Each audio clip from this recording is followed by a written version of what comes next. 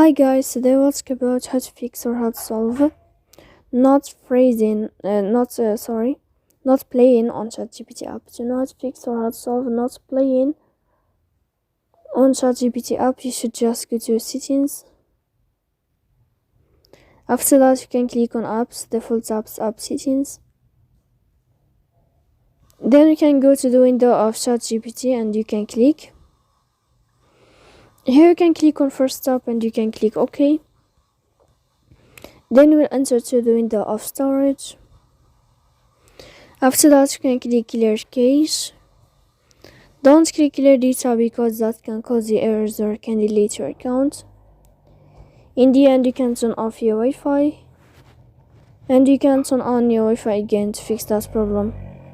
So please don't forget to support us by like and subscribe. See you next time in another video.